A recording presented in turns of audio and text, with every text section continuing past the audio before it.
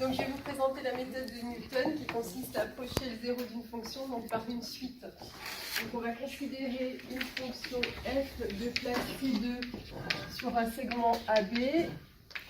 Et lorsque cela est possible,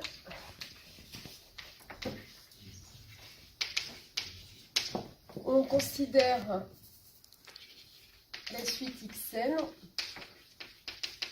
définie par récurrence par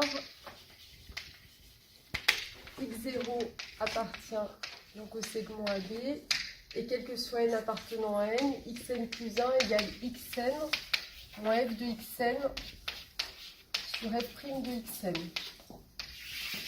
On va voir que sous certaines conditions restrictives, donc la suite xn tend vers un 0 de f.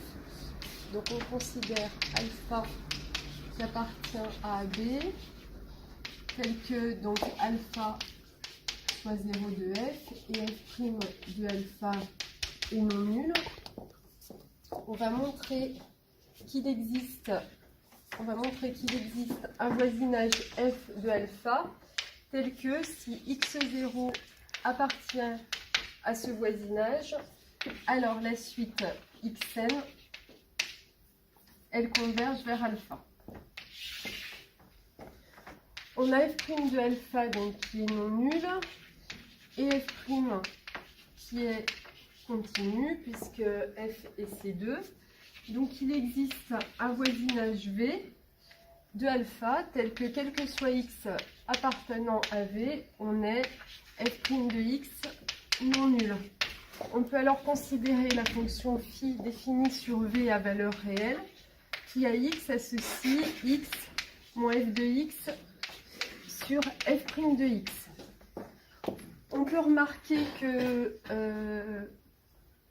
alpha étant 0 de f, si et seulement si alpha est un point fixe de phi.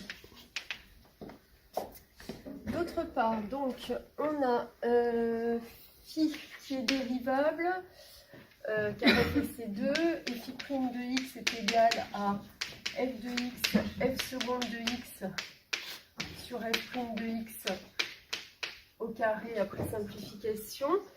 Comme f de alpha est égal à 0, alors on a phi' de alpha qui est égal à 0, et puis phi' est continu. Donc il existe un voisinage f contenu dans V, un voisinage de alpha tel que, quel que soit x appartenant à f, on est valeur absolue de phi' de x inférieure à 1. Phi' étant continu et dérivable sur f, d'après l'inégalité des accroissants finis, on a donc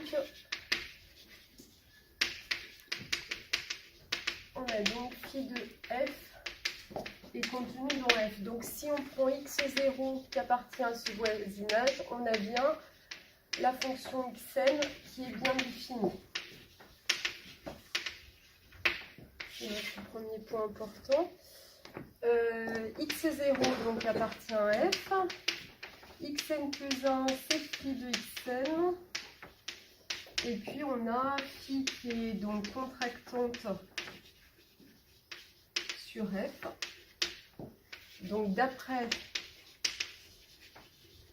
le théorème du point fixe,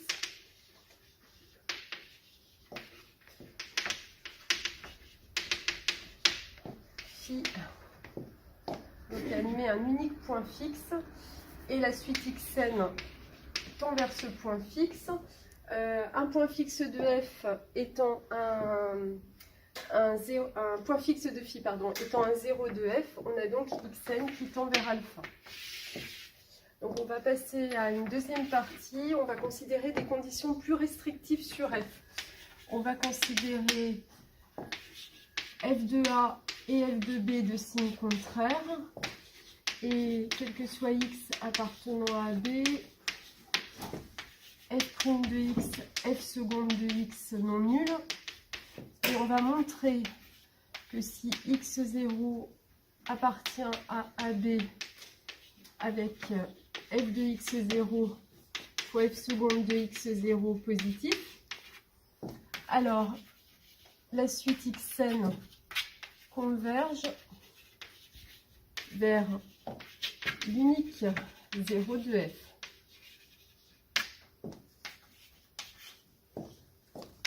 On peut tout d'abord remarquer que on a donc f' de x, f seconde de x qui est non nul, et f' et f seconde sont continus puisque f et c2, donc f' et f seconde sont non nuls et de signe constant.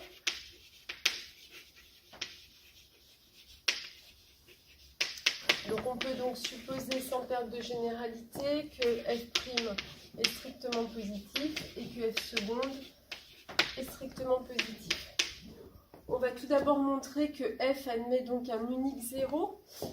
On a f de a et f de b qui sont de signe contraire et f qui est continu.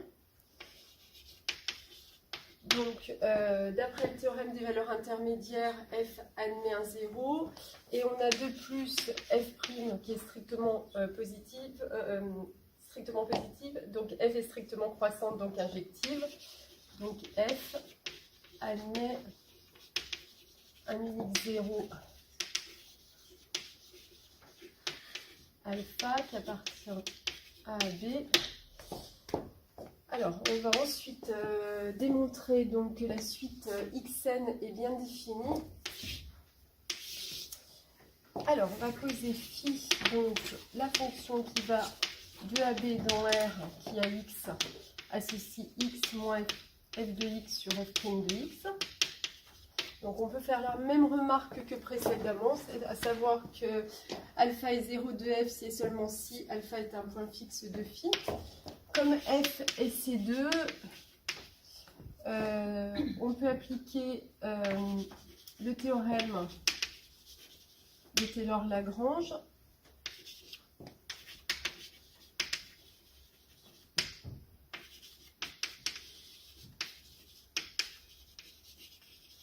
En alpha, entre alpha et x.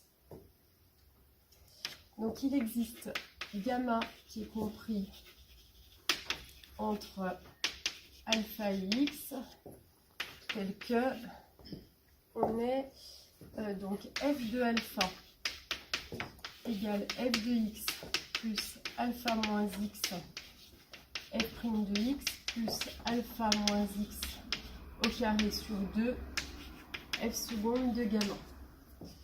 Alors f de alpha, il est nul. Donc en passant ces deux termes dans le membre de gauche et en divisant par f' qui est non nul puisque par f' de x qui est non nul puisque f' est strictement positif, on a x moins f de x sur f' de x moins alpha qui est égal à alpha moins x au carré sur 2 f seconde de gamma sur f' de x. Ce qui nous donne phi de x moins alpha dans ce membre-là. Et comme phi' et phi seconde sont strictement positifs, cette quantité-là est positive. Donc on a phi de x supérieur à alpha. On va utiliser plus tard cette inégalité. On peut également remarquer que phi' est strictement, donc on a phi' strictement positive et f de alpha qui est égal à 0, donc on a la propriété f de x positive si et seulement si x appartient à alpha b. Donc je considère un x qui appartient à ce segment. On a donc démontré donc que phi de x est supérieur à alpha. Phi de x c'est x moins f de x sur f' de x. Comme x appartient au segment alpha b, on a f de x qui est positif. F' est positive par hypothèse, donc c'est inférieur à x et donc inférieur à b. Donc, on a l'intervalle alpha b qui est stable par phi. On a pris x0 tel que f de x0 fois f seconde de x0 positive. F seconde est strictement positive et f de x0 est positive si et seulement si donc le x0 appartient à alpha b. Donc si x0, on a bien notre x0 qui appartient à alpha b, donc la suite xn, elle est bien définie.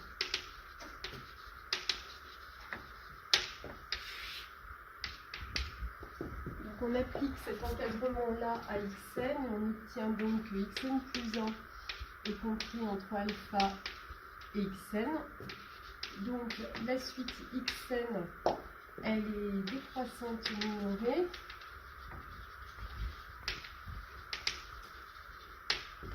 Donc elle converge vers L. Décroissante minorée, elle converge vers L. Et donc, phi, elle continue. Donc, phi de L égale L. Donc, L, c'est un point fixe de phi, donc c'est un 0 de f. Et par unicité du 0 de f, donc on a L égale alpha. Donc, xn converge alpha. Dans la dernière partie, on va s'intéresser à la rapidité de convergence de la suite et puis à la majoration de l'erreur.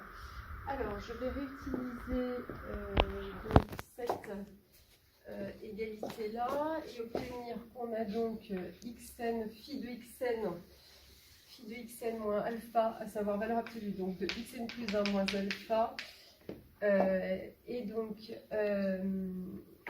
égale à la valeur absolue de alpha moins xn au carré sur 2, valeur absolue de f seconde de gamma sur f prime de x.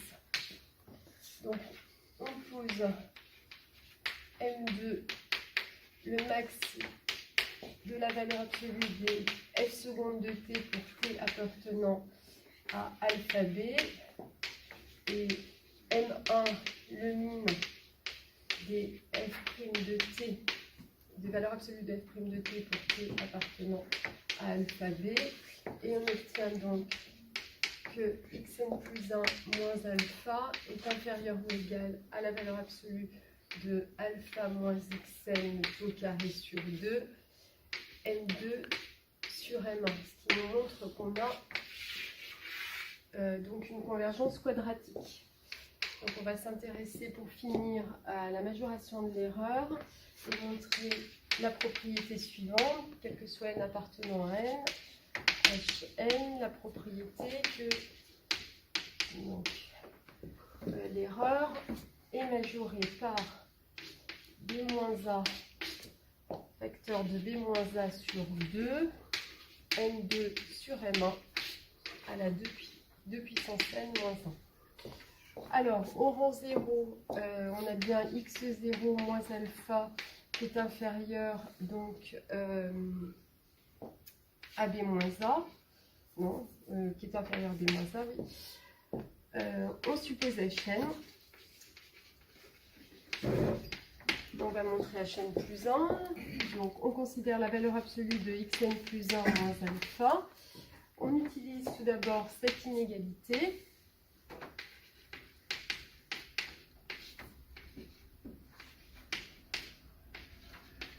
Puis, l'hypothèse de récurrence.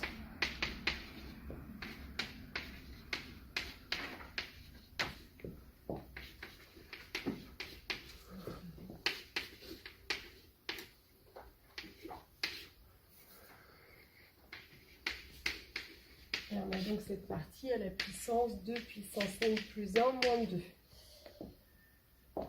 Donc, je mets de côté b moins a. Et je me retrouve avec donc m2 sur 2m1, facteur de b-a fois cette quantité-là, ce qui donne b-a sur 2, m2 sur m1, 2 puissance n plus 1 moins 1. Donc Hn plus 1 est vrai. Donc par récurrence, quel que soit n appartenant à n, on a la propriété, cette propriété qui est vraie. Donc en application,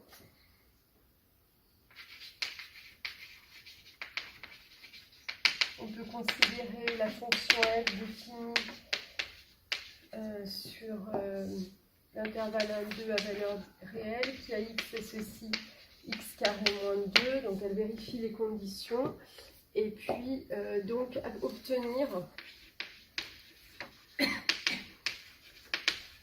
donc une valeur approchée de racine de 2.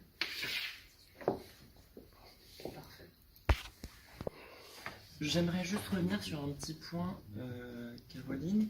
Tu as dit ici que donc, phi de f était inclus dans f, et donc si le premier terme était dans f, la suite xn était bien définie. Okay. Qu'est-ce qui te garantit que dans ton f, les f' sont non nuls? Qu'est-ce qui te garantit que dans grand F, les f' sont non nuls?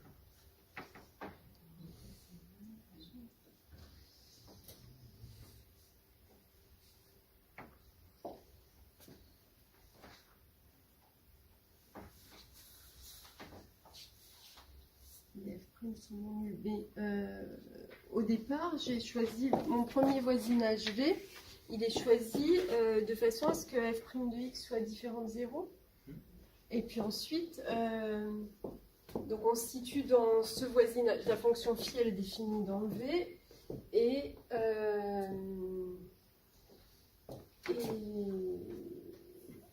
comme phi prime de alpha est égal à 0, donc le voisinage f, il est contenu dans V. Très bien.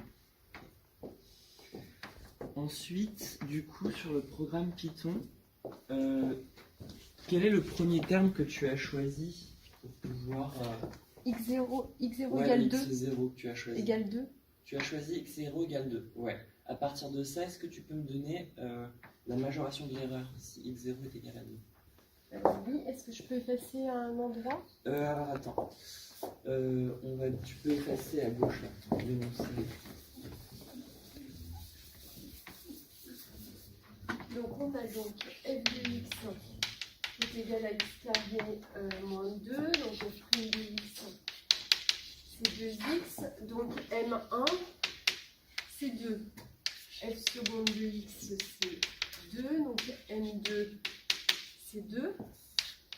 Je reprends ma majoration de l'erreur, donc c'est inférieur ou égal à b moins a, donc ça fait 1. Ensuite, j'ai b moins a sur 2, donc c'est 1 demi. 1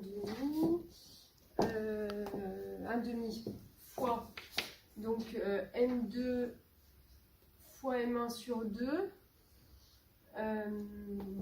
Non, m2 sur m1, donc ça fait 1. Et 2 puissance n moins 1, oui, parce que j'ai 1 demi, oui. C'est m2 sur 2m1. Donc j'ai un autre 1 demi ici. M2 sur M1, ça fait 1. Et c'est sur 2. Ouais. C'est sur 2 ici. Le B moins A vaut 1.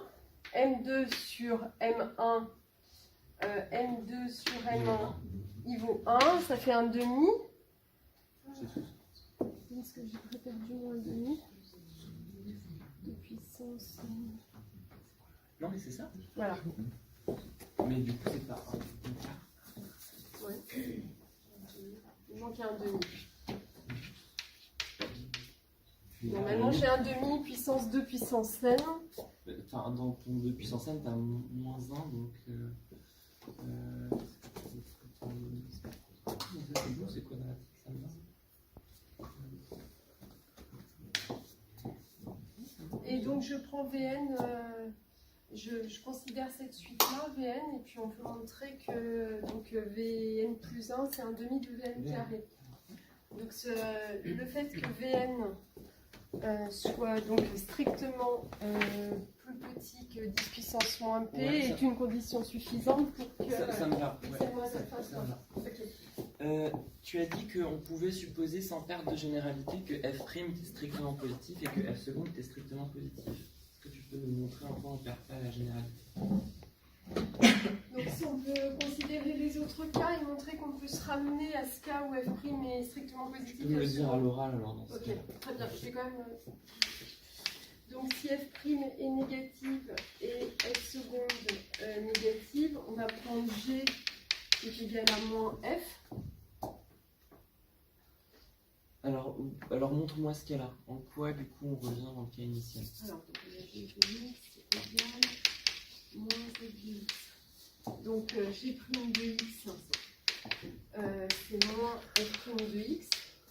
Donc on se retrouve avec g' de x qui est positive. Et puis g seconde de x, donc c'est moins f seconde de x. Donc g seconde de x est positive également. Ok. Donc on se retrouve avec la fonction g qui est dans les conditions. Ça me va. Est-ce que tu connais une autre méthode de détermination du zéro d'une fonction? Alors la méthode de dichotomie. D'accord, est-ce que tu peux m'en parler brièvement? Alors, méthode de dichotomie, donc on considère une fonction f qui est continue donc sur AB, f de A et f de B qui sont de signe contraire, et f donc elle met un unique 0 sur cet intervalle AB. Ok. Alors, Tu peux le on va faire couper. avec un schéma, ça me dérange Oui. pas.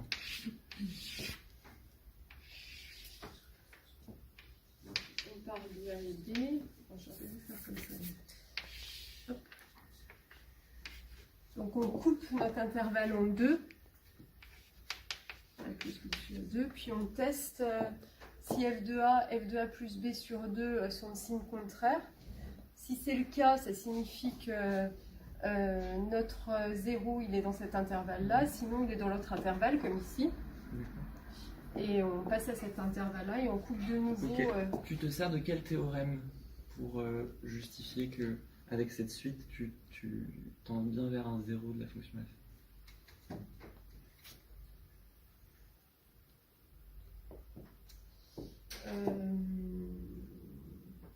Le théorème des valeurs intermédiaires. Ok, est-ce que tu pourrais me le démontrer? Le théorème des valeurs intermédiaires. Non. Non? Bah, c'est dommage en fait. C'est ça.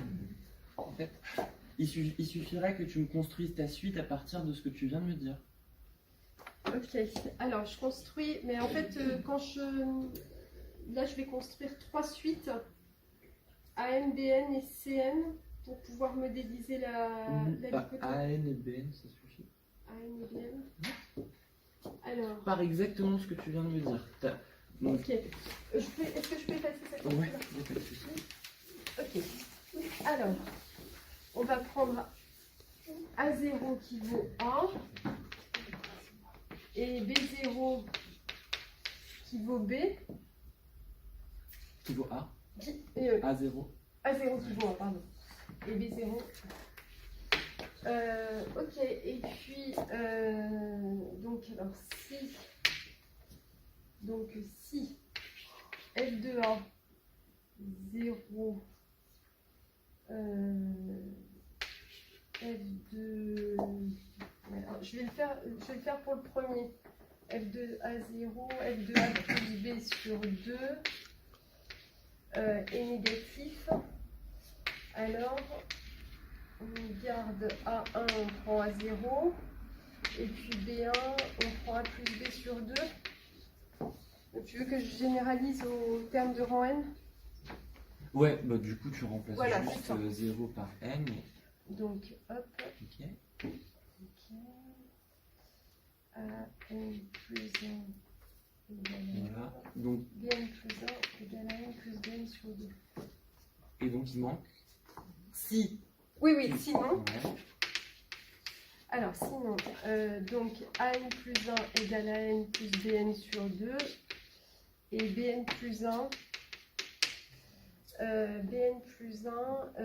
Donc c'est égal à Bn. Alors, en quoi les suites AN et BN tendent vers le 0 de ta fonction? En ayant la Elles limite sont de adjacentes. Très bien. Ok. Et Elles en, sont adjacentes. en quoi elles sont adjacentes à l'oral? Alors, bon, clairement, la suite AN, elle est croissante et la suite BN décroissante. Ouais. Et puis, donc il faut montrer que la limite de la différence est égale à 0, limite de an moins 2n quand n tend à plus l'infini est égal à 0. C'est avec cette... Ça va peut-être plus t'aider de regarder sur le schéma. Qu'est-ce que tu peux dire de l'écart AN BN? Alors oui, on se retrouve dans... En fait, voilà, c'est ça. On se retrouve dans un intervalle à la énième étape dont la longueur est égale à b-a sur 2 puissance n. Très bien, ça me va. Est-ce que tu connais d'autres théorèmes du point fixe?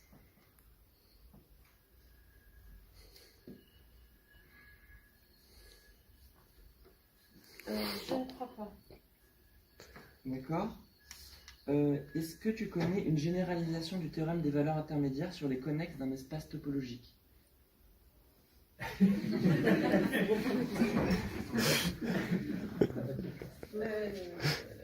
je connais pas. Ok. Est-ce que tu sais ce que ça veut dire être un connexe? Qu'est-ce qu'un connexe? Alors, on connexe si quand on prend deux points de l'ensemble, le segment est dans l'ensemble. Alors, tu parles d'un ensemble? Du point d'un ensemble, c'est quoi ton ensemble? Travailler sur quoi?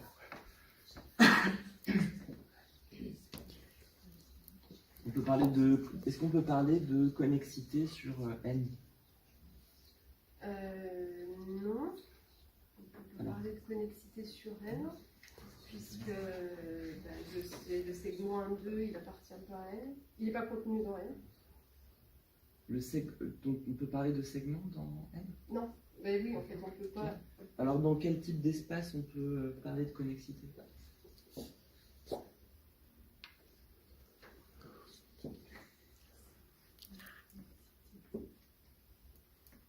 On va s'arrêter là? Oui, parce que la topo, en fait, voilà.